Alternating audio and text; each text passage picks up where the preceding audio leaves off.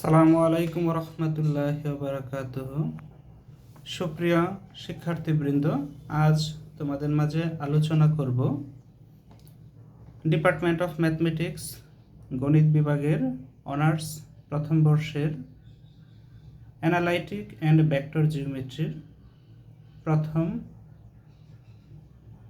Chapter নিয়ে।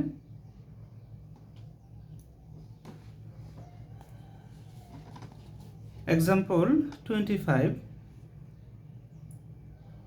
17x square plus 18xy minus 7y square minus 16x minus 32y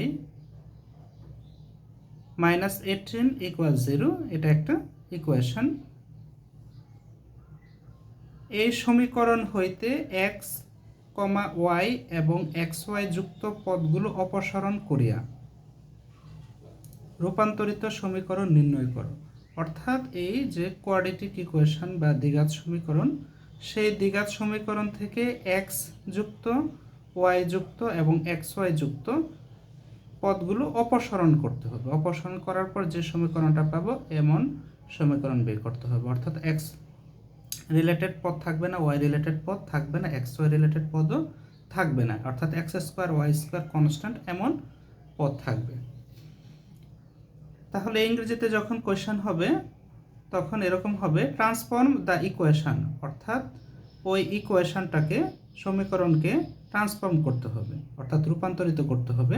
17x square plus 18xy minus 7y square minus 16x minus 32y minus 8 equal 0, এই ইকুয়েশনটাকে transform বা রূপান্তর করতে হবে to one in which there is no term involving, যেখানে জড়িত থাকবে না, সম্পৃক্ত থাকবে না এক্সের টার্ম, ওয়াইয়ের টার্ম এবং এক্স ওয়াইয়ের টার্ম। অর্থাৎ এক্স ওয়াই এবং এক্স ওয়াই যুক্ত টার্ম বা পদ অপসারণ করে, অর্থাৎ না রেখে।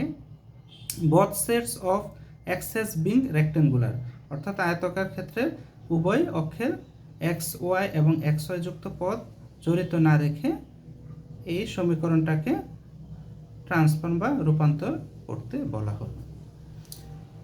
জাতীয় বিশ্ববিদ্যালয়ের বেশ কিছু সেশনে এসেছে, ডিগ্রি পাস কোর্সে এসেছে, ঢাকা ইউনিভার্সিটি অধিভুক্ত অ্যাফিলিয়েটেড কলেজেও এসেছে, রাজশাহী ইউনিভার্সিটিতেও এসেছে। অর্থাৎ বিষয়টি খুবই গুরুত্বপূর্ণ একটা অঙ্ক হতে পারে। তাহলে আমরা সমাধানের দিকে আসি। প্রদত্ত সমীকরণ এরকম যেটা দেওয়া আছে, সে 1 নং যদি সমীকরণ ধরি, এককে সাধারণ দ্বিঘাত সমীকরণ আমরা জানি, সেটা হচ্ছে ax square plus 2hxy plus by square plus 2gx plus 2fy plus c equal 0 এর সাথে তুলনা করে পাই। তাহলে এটার সাথে এটা যদি আমরা কম্পেয়ার করি, এটার সাথে এটা, তাহলে x স্কোয়ার অর্থাৎ এর মান হচ্ছে 17, 2h এর মান হচ্ছে 18 অর্থাৎ h এর মান হচ্ছে 9, 9 দুগুণ 18, y স্কোয়ার, তাহলে বি এর মান হচ্ছে -7, বি এর মান -7, তারপরে হচ্ছে সি এর মান যদি ধরি, সি হচ্ছে এখানে -18, তারপরে দেখো এফ, এখানে আমরা পেয়েছি 2fy, অর্থাৎ ওয়াই রিলেটেড পদ হচ্ছে -32, তার মানে হচ্ছে 2f এর মান হচ্ছে -32, অর্থাৎ f এর মান হচ্ছে 32/2 অর্থাৎ -16। অনুরূপভাবে জি এর মান হচ্ছে এখানে 2gx, এখানে হচ্ছে -16x, অতএব এখানে x এর সহগ হচ্ছে -16, এখানে x এর সহগ হচ্ছে 2g, অর্থাৎ 2g equal -16, that means g এর মান হচ্ছে -8। h এর মান হচ্ছে এখান থেকে বের করব 2hxy 18xy, অর্থাৎ xy এর সহগ হচ্ছে এখানে 2h, xy এর সহগ হচ্ছে 18, অর্থাৎ 2h ইকুয়াল 18, অতএব h এর মান হচ্ছে 9, 9 × 2 ইকুয়াল 18, সো h ইকুয়াল 8। অথবা আমরা স্ট্যান্ডার্ড ফর্মের সাথে প্রদত্ত ইকুয়েশনটাকে কম্পেয়ার করে A B C F G H এই মানগুলো বের করে নিলাম।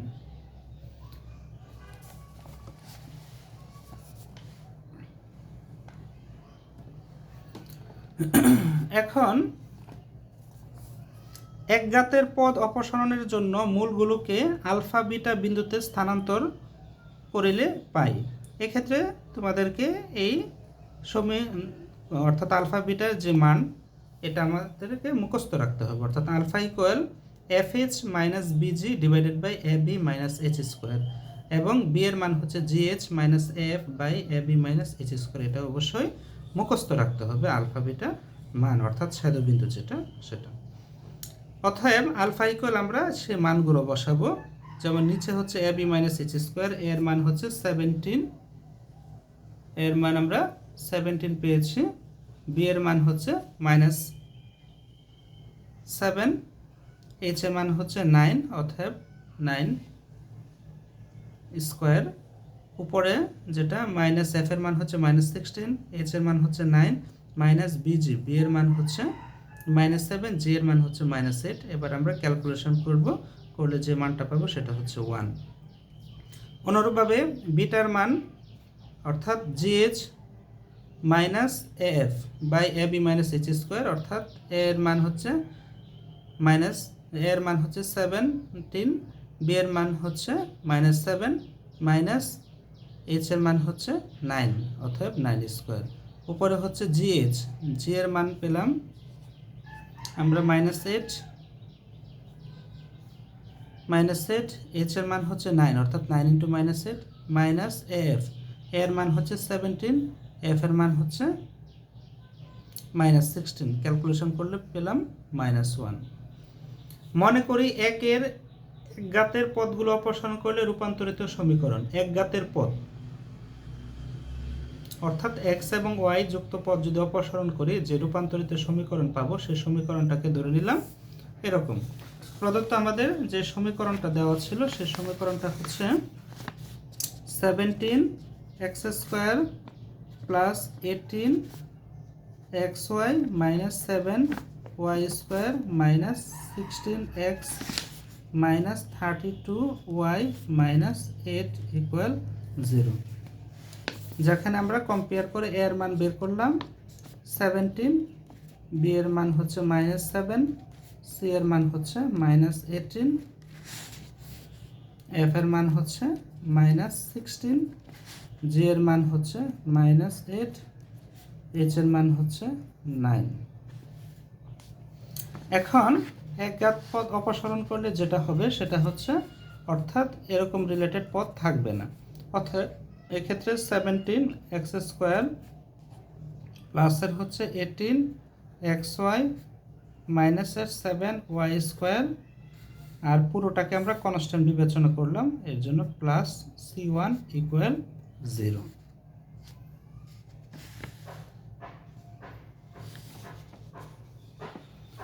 অতএব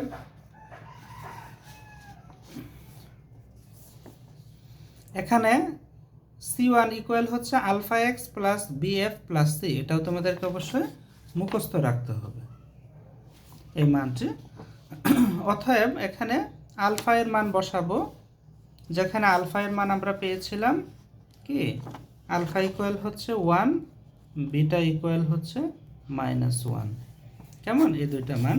অতএব এখানে আমরা আলফা অর্থাৎ 1 ইন্টু জি এর মান হচ্ছে আমরা পেলাম কি -8, অর্থাৎ 1 ইন্টু -8, তারপরে হচ্ছে বিটার মান -1, এর জন্য -1, তারপর হচ্ছে এফ এর মান আমরা পেয়েছি -16, তারপরে যেটা পেলাম প্লাস সি, এখানে সি এর মান পেয়েছে হচ্ছে -18, অর্থাৎ -18। এবার ক্যালকুলেশন করলে আমরা পেলাম -10, কেমন।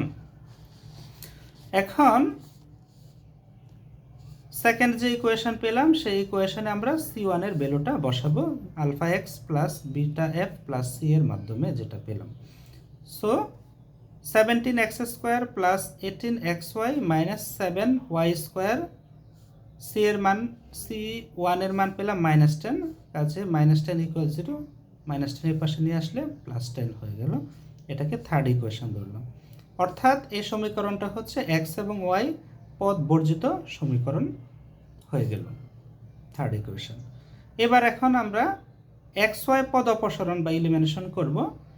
আবার এক্স ওয়াই পদ অপসারণের জন্য অক্ষকে বা অ্যাক্সিসকে এইরূপ থিটা কোণে আবর্তন করিয়ে যাহাতে 3-এ রূপান্তরিত সমীকরণ হবে এত। অর্থাৎ থার্ড যে ইকুয়েশন পেলাম এক্স ওয়াই পদ অপসারণের ফলে, এক্স এবং ওয়াই পদ অপসারণের ফলে যে থার্ড ইকুয়েশন পেলাম, এখন এক্স ওয়াই পদ অপসারণের জন্য সেই ইকুয়েশনটাকে থিটা করে আবর্তন করতে হবে। তাহলে থার্ড যে ইকুয়েশন, সেই ইকুয়েশনটার ট্রান্সফর্ম হবে বা রূপান্তরিত সমীকরণ হবে a1 x square plus b1 y square equal 10, যেখানে xy যুক্ত পদ থাকবে না। আশা করি বুঝতে পেরেছ। এখন a1 এর ভ্যালু এবং b1 এর ভ্যালু বের করব, তাহলে আমাদের উত্তর চলে আসবে xy পদ বর্জিত সমীকরণ। এক্ষেত্রে তোমাদেরকে মনে রাখতে হবে a1 প্লাস b1 ইকুয়াল হচ্ছে a প্লাস b, এবং a1 b1 ইকুয়াল হচ্ছে ab মাইনাস h স্কোয়ার। এটাও একটা ফর্মুলা, অপরিবর্তিত রূপ, যেটা এরকম একটা আমরা থিওরি পেয়েছি, সেটার আলোকে লিখতে পারি a1 plus b1 equal a plus b, যেখানে আমরা a এর ভ্যালু পেয়েছি 17 এবং b এর ভ্যালু পেয়েছি -7। সো 17, তাহলে a1 plus b1 equal a plus b। সুতরাং এর মান হচ্ছে 17, b এর মান হচ্ছে -7, অর্থাৎ 10 পেলাম। অতএব আমরা a প্লাস b এর মান 10 পেলাম। অনুরূপভাবে a1 b1 এর মান যদি বের করি, a1 b1 equal ab minus h square, কেমন? তাহলে এখানে ab এর মান হচ্ছে 17, b এর মান হচ্ছে -7 মাইনাস h স্কোয়ার, h এর মান হচ্ছে 9, কাজে 9 স্কোয়ার। তাহলে কত হয়? মাইনাসের 119, মাইনাসের 81, তাহলে কত হলো? মাইনাসের 200, কেমন? তাহলে a1 b1 এর ভ্যালু পেলাম -200। এখন আমাদেরকে a1 b1 এর ভ্যালু বের করতে হবে। সো a1 প্লাস b1 যেহেতু পেয়েছি, অথবা আমরা a1 মাইনাস b1 এর ভ্যালু বের করে ক্যালকুলেশন করলে a1 b1 এর ভ্যালু আলাদাভাবে পেয়ে যাব। সো a1 মাইনাস b1 সমান, আমরা জানি a1 minus b1 whole square সমান a1 plus b1 whole square minus 4 a1 b1। এক্ষেত্রে যদি আমরা স্কোয়ার মুক্ত করি, তখন এই পাশে রুট লিখতে হবে, অর্থাৎ root over a1 plus b1 whole square minus 4 a1 b1 equal, এখন a1 প্লাস b1 এর ভ্যালু পেয়েছি ইতিমধ্যে 10, কাজে 10 স্কোয়ার মাইনাস 4 a1 b1, অর্থাৎ a1 এর ভ্যালু a1 4 a1 b1, অর্থাৎ 4 a1 b1 এর ভ্যালু পেয়েছি -200, অর্থাৎ 4 × -200। এখন ক্যালকুলেশন করলে যেটা পাবো সেটা হচ্ছে 30, অর্থাৎ এখানে রুট ওভার